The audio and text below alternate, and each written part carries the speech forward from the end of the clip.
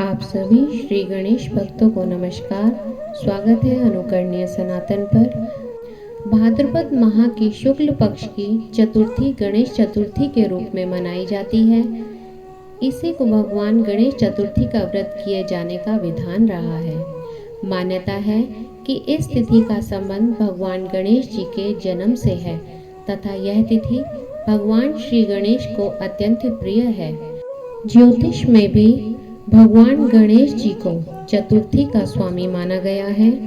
भाद्रपद मास की शुक्ल पक्ष की चतुर्थी के दिन चंद्रमा का दर्शन मिथ्या कलंक देने वाला होता है, इसलिए इस दिन चंद्र दर्शन करना निषेध होता है। इस चतुर्थी को कलंक चौथ के नाम से भी जाना जाता है। 19 सितंबर 2023 को इस व्रत का प्रतिपादन होगा। कहा जाता है कि भगवान श्री कृष्ण भी इस तिथि पर चंद्र दर्शन करने के पश्चात मिथ्या कलंक के भागी बने। गणेश चतुर्थी की पूजन विधि इस प्रकार है। भाद्रपद शुक्ल की चतुर्थी को गणेश चतुर्थी के दिन गणेश जी की पूजा अर्चना की जाती है। भाद्रपद कृष्ण पक्ष चतुर्थी को गणेश जी का जन्म हुआ था, इस कारण यह तिथि और भी विशेष बन जाती है। इस दिन प्रातःकाल स्नान आदि से निवृत्त होकर भगवान श्री गणेश जी की प्रतिमा बनाई जाती है।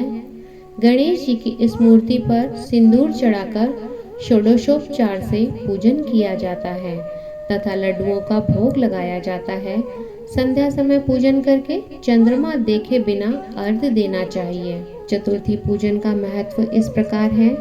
चंद्रमा को देखे बिना अर्घ्य देना का तात्पर्य कि इस दिन चंद्रमा के दर्शन करने से व्यक्ति कलंक का भागी बनता है, क्योंकि एक बार चंद्रमा ने गणेश जी का मुख देखकर उनका मजाक उड़ाया था। इस पर क्रोधित होकर भगवान गणेश जी ने चंद्रमा को श्राप दिया कि आज से जो भी तुझे देखेगा उसे झूठे अपमान का भागीदार बनना पड़ेगा। परंतु चंद्रमा के क्षमा याचना करने पर भगवान उन्हें श्राप मुक्त करते हुए कहते हैं कि वर्ष भर में एक दिन भाद्रपद की शुक्ल चतुर्थी को चंद्र दर्शन से कलंक लगने का विधान बना रहेगा। व्रत करने से सभी संकट विघ्न दूर होते हैं। चतुर्थी का संयोग गणेश जी की उपासना में अत्यंत शुभ एवं सिद्धिदायक होता है। चतुर्थी का महात्म्य यह है कि इस दिन विधिवत व्रत करने से श्री गणेश भगवान तत्काल प्रसन्न हो जाते हैं। चतुर्थी का व्रत विधिवत करने से व्रत का संपूर्ण पुण्य प्राप्त होता है। मैं आपको चंद्र दोष कलंक चतुर्थी की कथा सुनाने जा रही हूँ। आइए श्रवण करते हैं कलंक चौथ कथा। अथ श्री कलंक चौथ कथा आरंभ। सभी बोले गणेश भगवान की जय, कृष्ण भगवान की जय। द्वारिकापुरी में सत्राजित नाम का एक सूर्य भक्त निवास करता था। उसकी भक्ति से प्रसन्न होकर सूर्यदेव ने उसे एक अमूल्य मणि प्रदान की। मणि के प्रभाव स्वरूप किसी भी प्रकार का भय नहीं रहता है और राज्य आपदाओं से मुक्त हो जाता है। इस बार भगवान श्री कृष्ण ने राजा उग्रसेन को उक्त मणि प्रदान करने की बात सोची, परंतु सत्राजित इस बात को जान जाता है। इस कारण वह मणि अपने भाई प्रसेन को दे देता है।